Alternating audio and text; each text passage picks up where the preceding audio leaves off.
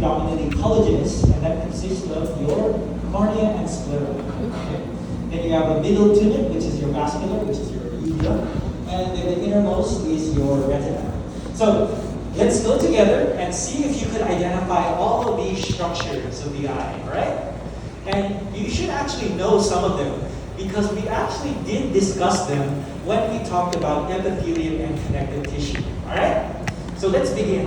What is this structure of the eye here? Yes, that's correct. This is the cornea.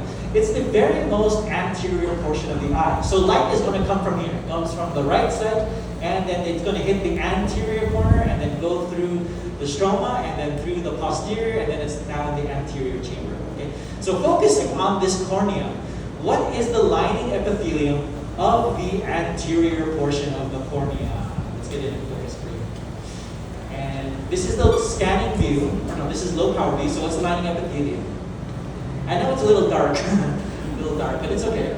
It is, yes, non-keratinized stratified squamous is correct. So this is the anterior. How about the posterior? What's the lining epithelium here? It is simple squamous, correct. That is correct. So let's go a little bit more in depth. Now, the cornea is one of the few places where you can actually see the basement membrane. There's one here, this little dark, it's a little discolored here, right underneath the epithelium. So what is the name of this membrane here? It's Bowman's actually. It's Bowman's. This is the Bowman's membrane. The other term for this is the anterior limiting membrane. Okay. Then here on the posterior portion, we see the pink. You see this pink? That's the other basement membrane. What's the name of this one? So this is, so it's pronounced as Descemet. The T is silent. So it's Descemet's membrane. It's important, it's actually thick here because this prevents the aqueous humor from leaking into the stroma of your eye. And this is the stroma. When you look at it, it looks like there's spaces, but in actuality, there's no spaces. This is a retraction. When we process the tissue, they shrink. So it gives these artifactual spaces. But in actuality, it's solid. And take note, there are no blood vessels. The cornea is avascular. And that's important because that's one of the main reason why corneal transplant is very successful. Okay? It's not exposed to the antigens of your blood type. So it's a successful transplant surgery. The most easiest and successful of the transplant surgeries. Okay? And then these cells, they're actually modified fibroblasts. Okay? They're called keratocytes. Not to be confused with your keratinocytes. Or your keratocytes. Okay? Now you don't really need to know that. That's a little bit more advanced for you guys, but I'm just telling you anyway. Okay? So that is your cornea. Now the cornea, if you were to follow your cornea, it will actually change and become what structure of your eye? It comes here. What's this now? If this is the cornea, and then it continues into the sclera, yes, that's the white of your eye. Now the difference is the collagen is not quite regular in the sclera. It becomes irregular. And that's when you begin to see blood vessels. See the little blood vessels? The most important blood, actually, we call this region the limbus. This is the limbus of the eye. Okay?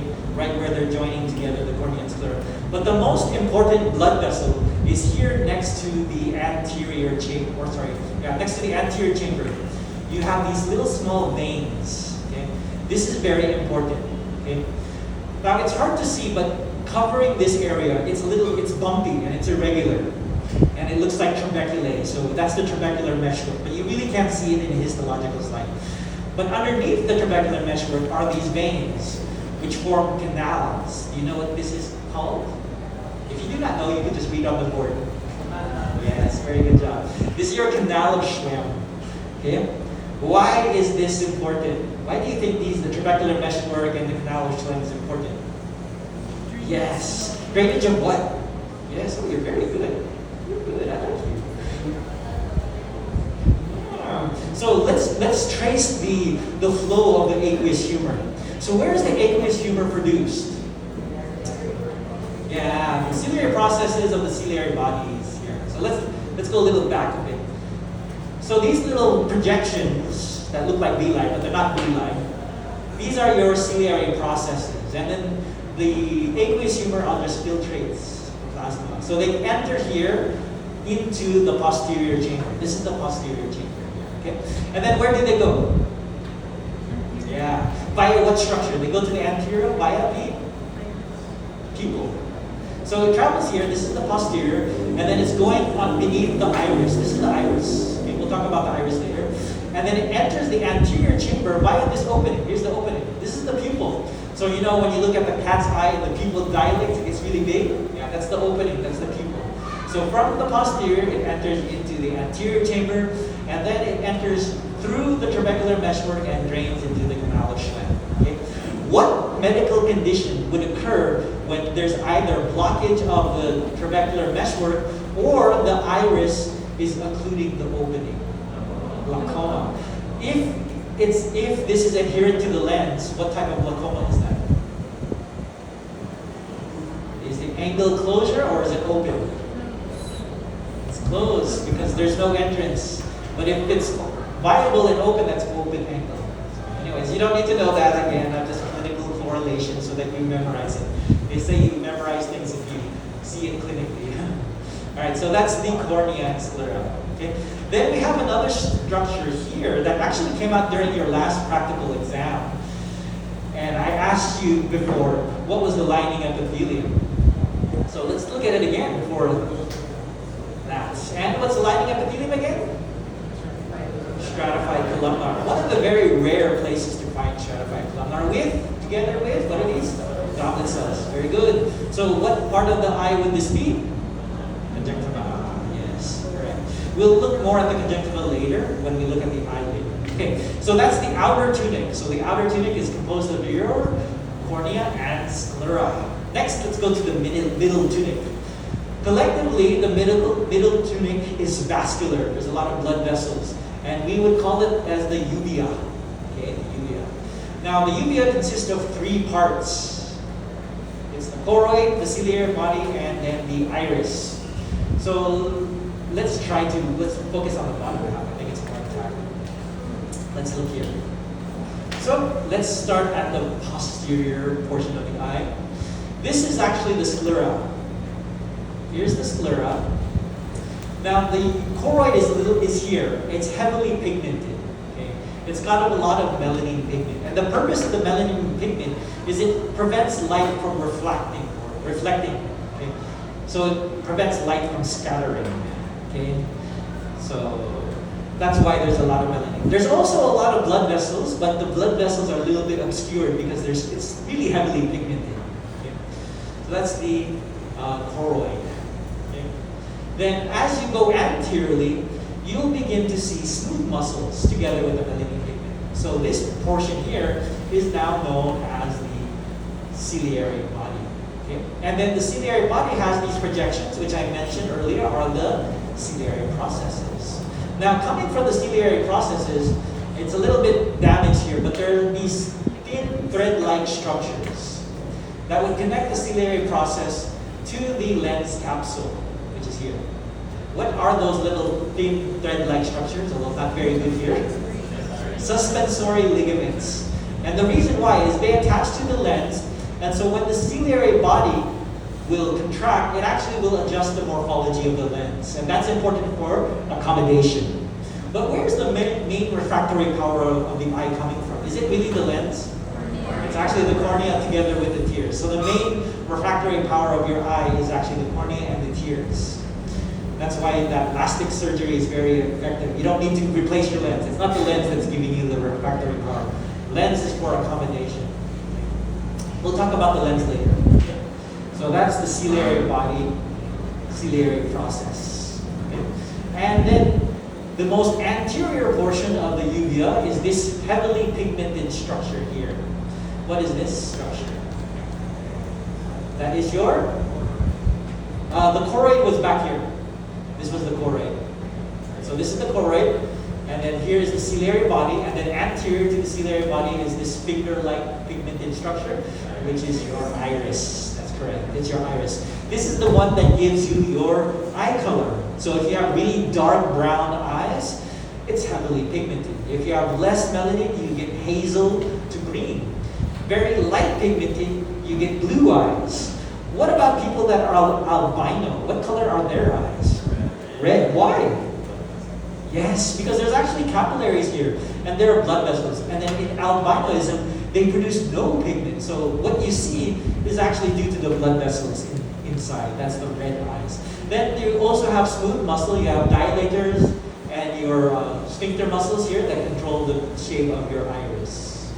Okay, I won't ask that. That's a little bit advanced. Okay, and then last is the opening, which is your pupil. Okay, so that's the middle layer, the vascular layer, your uvea.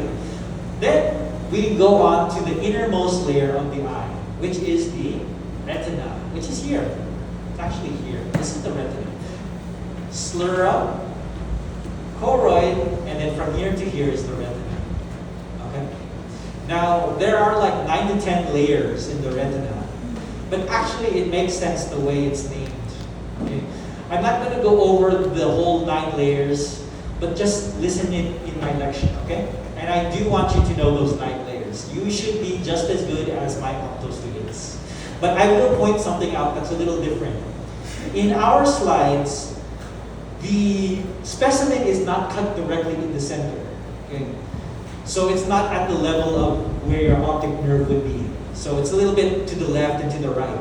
Because there's only one portion where you're going to get really in the center. So the histology is a little bit different, okay? But it's still essentially the same. So if you're not really cut in the middle, this layer here, do you know what layer is this one? That has these large cells? Anyone know already what layer this is? This is your ganglion cell layer. That's your ganglion cell layer. Okay? And then above that is your nerve fiber layer. Okay? So when you cut it off center, your ganglion layer is very thin, like this. You only see there's only one layer. But as you're more towards the center, it's quite prominent.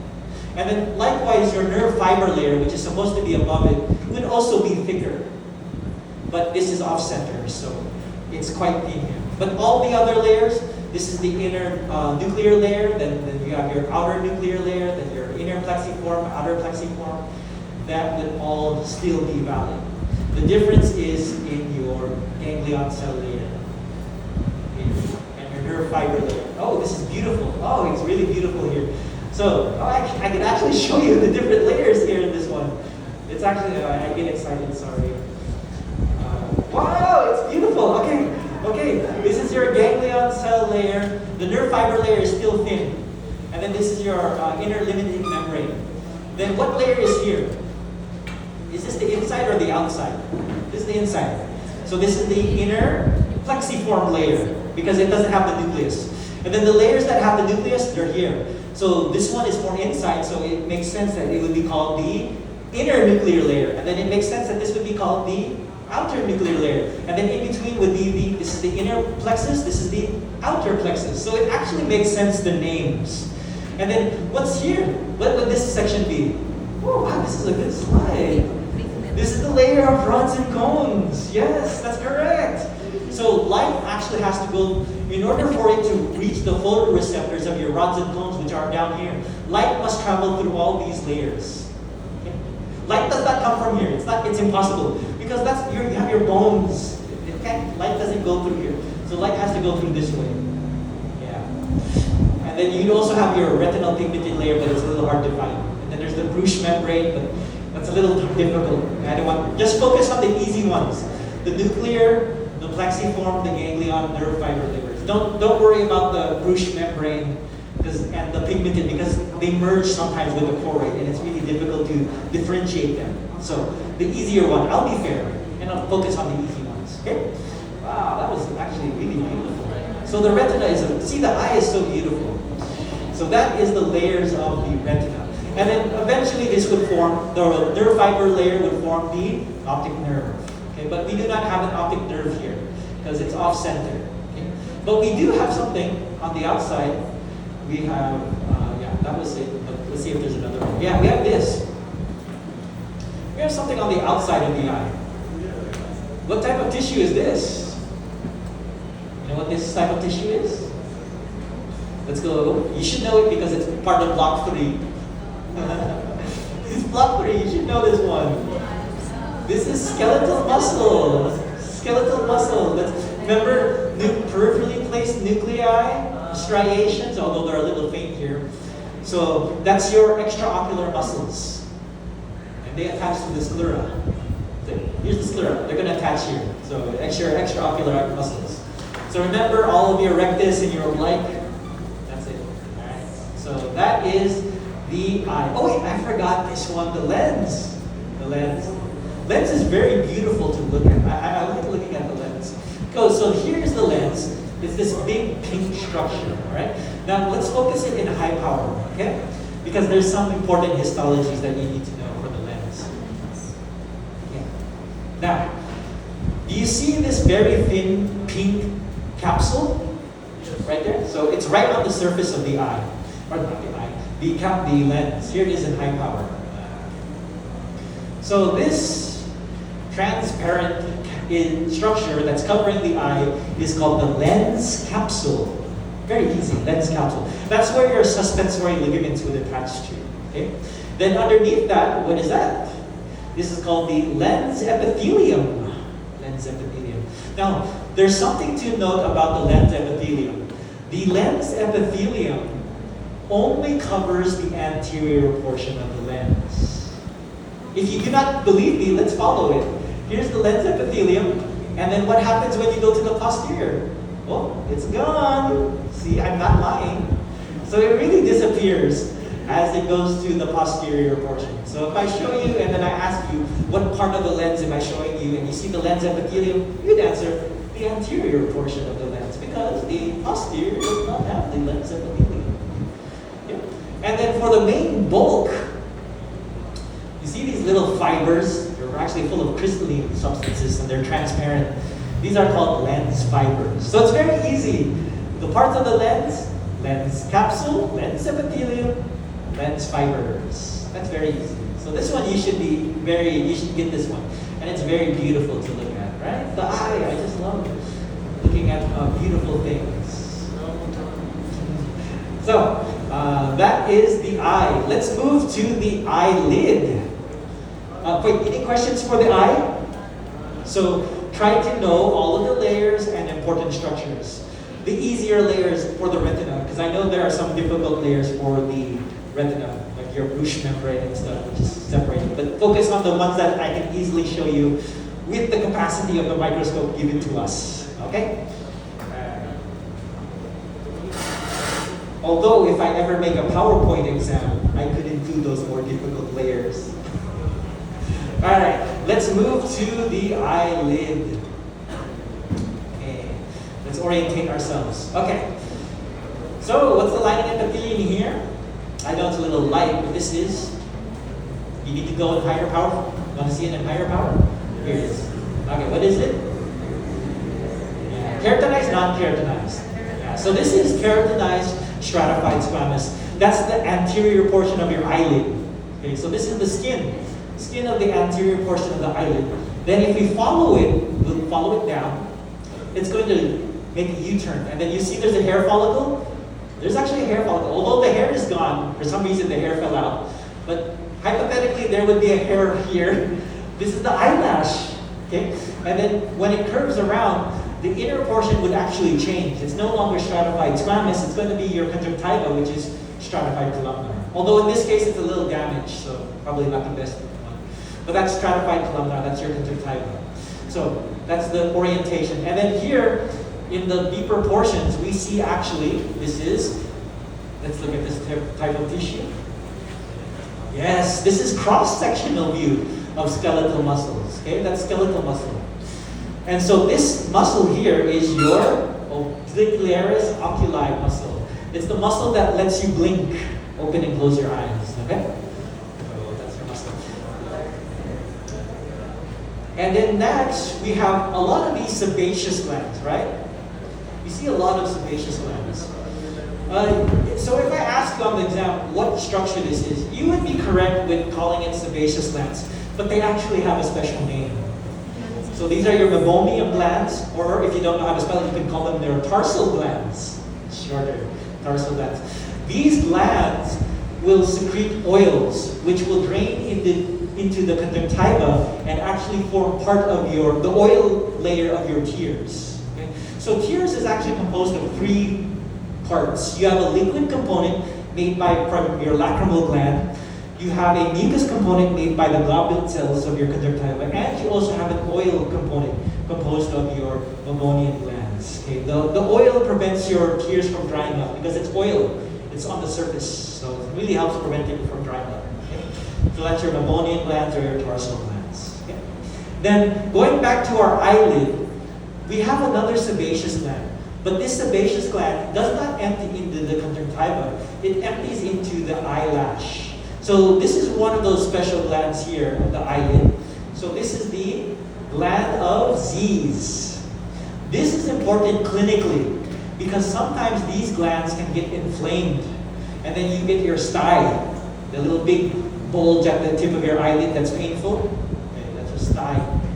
Okay. Then the last structure here are these two. Let's go to a little bit higher power so you can see it a little bit better. So that's your glands of Zeis, sebaceous gland emptying into the eyelash. Then we have these two structures. Unfortunately, they're not very prominent in our slide. Sometimes in other slides they're more prominent. But this one here and this one here, these are modified apocrine glands. Okay? And these are called the glands of Moll. They also help lubricate your eyelashes, preventing it from getting all crusty. Okay?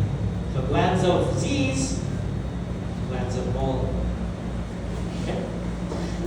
And then you have the Meibomian glands here, which are sebaceous glands. You have your conjunctiva, although it's partly damaged, your skin, and your orbicularis oculi. So those are the important structures of the eyelid. Okay. Questions so far? So far so good? Alright, let's move to the next one. You've actually seen this organ before, but we're again showing it to you because it comes back and forth. Again, histology is building upon itself. Yes, correct, it's the tongue. So what type of papillae am I showing you here? Yes, circumvallate. It's the largest of the types of papillae. That's circumvallate. Yeah, these are circumvallate. Do we have any other papillae here? Mostly circumvallate. Yeah, I think this is just oh, there's a little, how about this triangular one? What's that one? Not fungiform is mushroom shape. Filiform, this is filiform. So circumvallate is what we're looking at. So these are the largest of the papillae that are at the back. They have these deep trenches. Okay? What's the lining epithelium? Stratified squamous. Sometimes it's keratinized, especially at the filiform papillae, and sometimes it's non-keratinized. So it actually depends. So, then, associated with the circumvallate papillae, we see these minor salivary glands right here, and the ducts, which drain and empty to the sides here. What are the names of these minor salivary glands here that are associated with your circumvallate papillae? Oh, it looks like I stumped you guys. You're doing very well. It's okay. These are called your von Ebner glands. Does it ring a bell? Von Ebner glands, yeah. Von Ebner glands. And then what type of muscle do you see in the tongue? Skeletal muscle. So these are skeletal muscles. Okay? And here's the lamina propria. There's a lot of inflammation in this tongue. I don't know why. Maybe this person did not brush their teeth very well because there's a lot of inflammatory cells, which is a little unusual. Maybe this guy had cavities and did not brush his teeth. Anyways, that's not important. Next, then, since we're talking about special senses, what's important are these structures here at the sides within the lining epithelium. But the problem is with this slide is they're not. I think it wasn't fixed in formalin very well. So they're the cells here are kind of destroyed. They're like, this is autolytic changes. This is what happens when you don't put specimens in formalin. But this is what's left. What's supposed to be here, these are the taste buds. Okay. Although I think our new slides, they're still more intact, but I don't like the shape. The old slide is good for the architecture, but the cells themselves are damaged. So these are the taste buds. Okay. And then the cells here would be your taste hair cells or your gustatory hair cells. And then there's usually an opening here, which we call the taste pore. Okay. So those are your taste buds. Let's compare it with the new slide, because I think the new slides, they're better, but the shape of the circumvallate papillae is weird, so that's why I don't like it. Yeah, look at the shape, it's kind of weird. There's like this weird lump here, because it's not cut in the middle. So here's your von Ebner glands here, von Ebner glands. So let's look at the taste buds. See, now the cells are still viable. You can really see the cells here in the taste buds. Okay? Well, hold on a second. Okay, let's see if we can get it.